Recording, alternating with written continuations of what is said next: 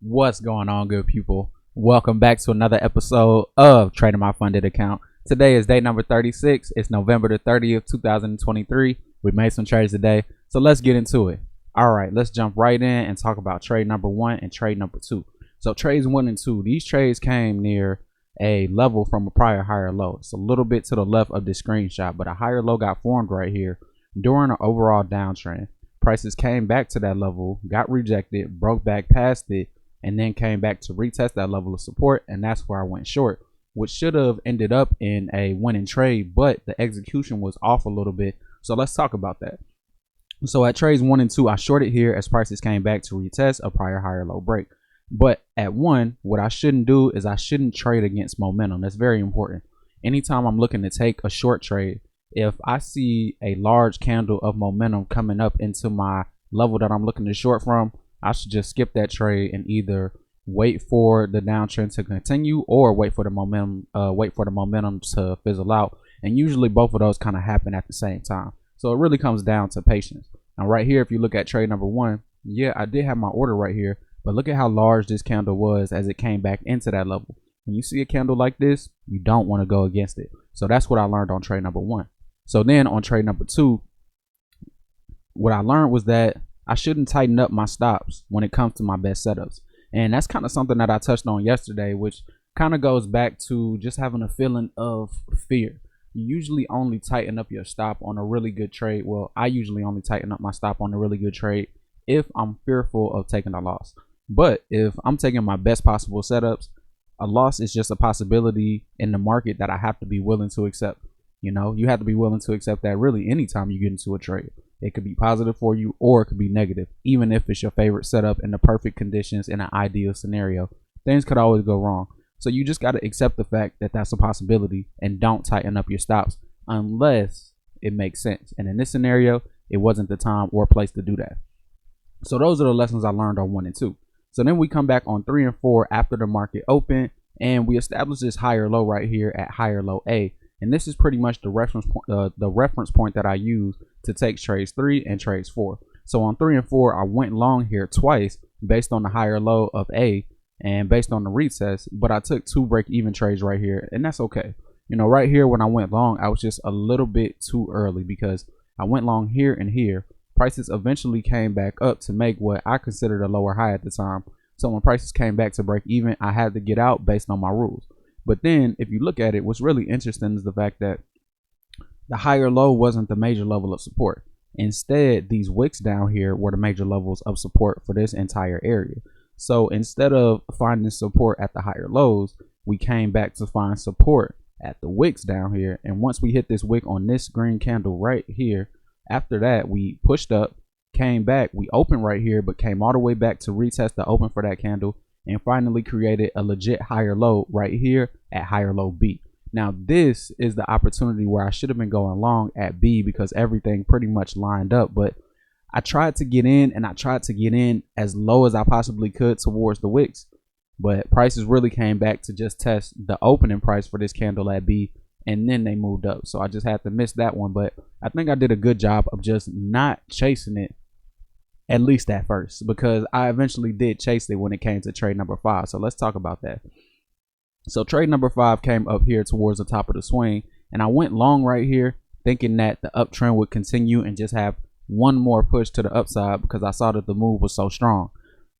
But right here, this is just a great example of why I should never, ever trade any type of setup that's outside of my trading plan. There was no higher low located up here, so it was no reason for me to even think about getting into a trade. You know, just getting in because I see that the market is going up and I think it's going to keep going up. That's not a good enough reason. You know, I got to have a little bit more concrete evidence to actually believe in the fact that the market could continue up. And that usually is indicated to me by seeing a higher low. So without seeing that, I got to avoid the trades, or else I'll probably end up with results like trade number 5 where I have to take a loss because of that. So very important to stick to the plan. That's so key. So then that brings us to trade 6. And I kind of made the same mistake that I made on trade 5 when I say that I took a setup that I usually don't ever take. Because the reason I went long here was because I saw that prices created a lower high right here where the blue circle is located. So then we pushed back down, came back up to actually break above the close for all of these bodies where this lower high was located. So once we got back above that level, I went long, expecting for prices to, now that they've broken above it, come back, retest this level and let it act as support, and then see the uptrend continue from that point. But that just wasn't the trade to take at that time. For one, I didn't see a higher low, so it doesn't make sense for me to be looking for any types of trade at this point in time. And then two, you always got to remember to give the market some time to set up. If the overall trend is up, you don't necessarily want to just get back in on the first sign of upward momentum after a pullback. You want to let the market confirm to you that it does want to continue the uptrend that you're already looking at. So that confirmation sign came once we saw a double bottom. So this is bottom number 1 and this is bottom number 2 right here. So 1 and 2. Then we pushed up, broke past that level of resistance. That's sign number 3. Came back and then created a higher low at C. So that's pretty much what you want to look for when you're looking for the uptrend to continue. You don't just want to take that first move to the upside, and you definitely don't want to go against your trading plan and take a trade setup that you're not used to taking, because you got to study you got to practice what you know, and then you got to come into the market and actually do what you've been practicing. So if you haven't practiced that setup, it really doesn't make logical sense to take it when it's real money on the line. You can take that trade and demo when you're practicing to try and figure out how it works and how you can get better. But when it comes to the real thing, you got to stick to your trading plan and only take the trades that you know are very high probability for the way that you trade. So that's very important. And that's what I learned right there at 6. So the mistake that I made at 6 kind of helped me understand exactly what was going on in the market, and that led to trade number 7. So at 7, I went long here as prices came back to retest the higher low support level from C. So this is higher low C. As soon as prices made that higher low, came back, retested it, I took it long, and then I took it back up to resistance up here towards trade number 5 where I went long from. So that was a good trade right there. And when it comes to the higher low setup, I feel like trade 7 is a great example of what I should look for when I'm trying to trade this setup. So then we eventually played around in support a little bit, moved up, moved down, came all the way back up, made a new high, shot all the way back down to support once more, and then we eventually created this higher low at D. So once I saw the higher low, I started getting into my trading mode and I started looking for my perfect setup. And that led me to trade number 8 right here, which was a higher low setup. I saw prices come back to retest the support level of the higher low, and I went long right here, but I did take a loss and got stopped out. Now, what's interesting about the higher low is that there will be certain variations of the higher low where you have a long tail candle wick. So if you look at prior variations of a higher low, like look at the variation from trade number 7. This was a variation where you pretty much just have one level of support that pretty much gets respected, and it never really breaks past that level too much. But you will have scenarios where the higher low candle has a long tail candle wick, which means that you can't really just use one level of support by itself.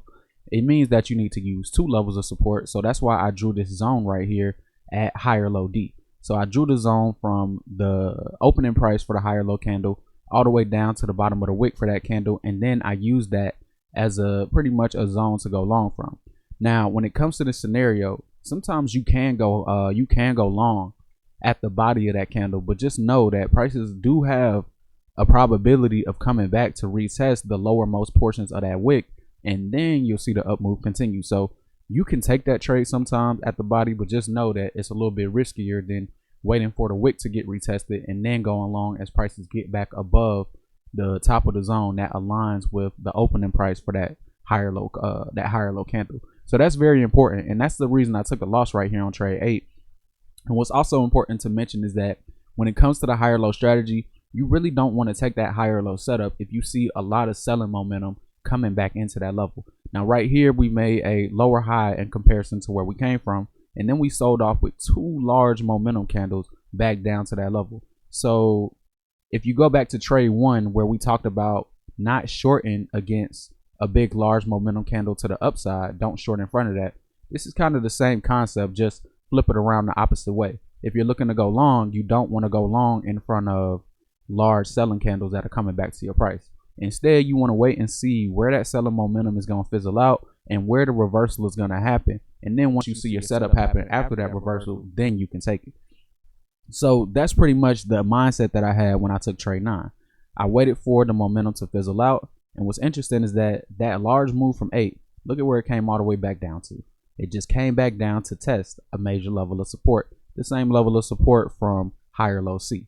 So that's pretty interesting. You know, whenever you're in a very strong uptrend, that's usually how the market will go. It'll come back and test all of the important levels. And once the buyers have confirmation that the sellers really don't want to push it past that price, then that's when the uptrend will continue.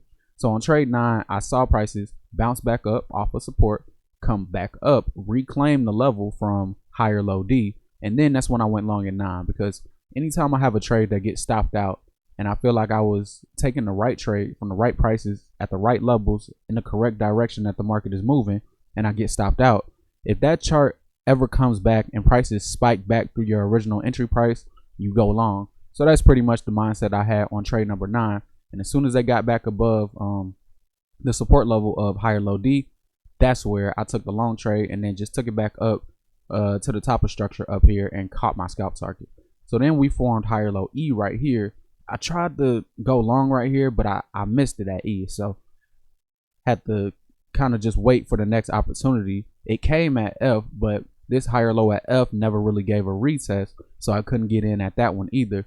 And then we established the next higher low up here at H, made a high for the day at G, and this is pretty much what led me to trade number 10.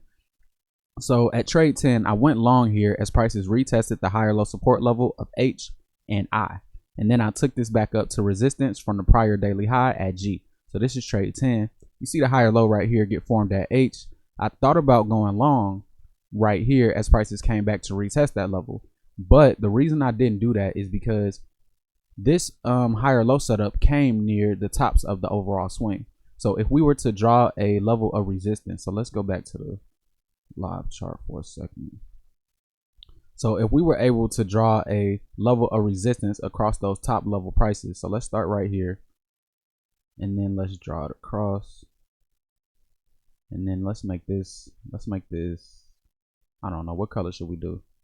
Let's do blue. I like blue. Okay, so at the blue line right here, if you look at this, this is really the top of the range. And then you could extend it if you want to up here to this top at 798. So it really extends from 798 to 780. So anytime you have a higher low that comes near the top of a swing, you really don't want to take that setup. And if we go back to yesterday's chart, I think that was the first trade I took yesterday. So yesterday we were trading inside of a consolidation range when the market first opened. We got up to the tops of the range and then we made a higher low right here at 1. I went long right there and it didn't work. And that was pretty much a reminder as to why I usually don't like to go long when the higher low comes near the top of a swing or the top of a range or the top of a zone. It doesn't matter. They're all interchangeable. That trade, in my opinion, from my experience, just has a lower probability of working, at least on that first retest of the higher low. So you don't want to take the first retest. You skip that one. And instead you wait and see if that market is really going to respect that level right there. And then if you do see that respect, you can feel comfortable getting into the long trade after you have all the confirmation signals that the market doesn't really want to break from right there. So that's why I took this long trade at trade 10, because I saw another higher low get formed at I. Notice how on this red candle we did poke through and push past the higher low support level, but then we immediately came back above it, made a higher low, and then pushed up. So I said, okay, if prices come back and retest support, I want to take it, take the long trade right there. And because I wasn't really quite sure about whether or not the move would see continuation to the upside right now, I was like, well, I'm not quite sure about that, but I am sure that maybe prices could come back and retest what used to be a prior higher low level from G. Because if you look at this entire area between G, H, I, and 10, it really kind of forms more of a consolidation zone, like a little box. So if we were actually gonna box that up, let's see what it looks like.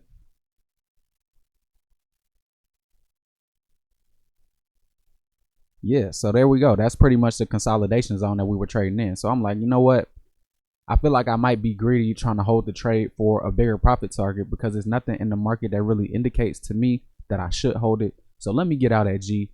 And then I added like a little smaller, well, not smaller, but just more contracts as the trade was going in my favor.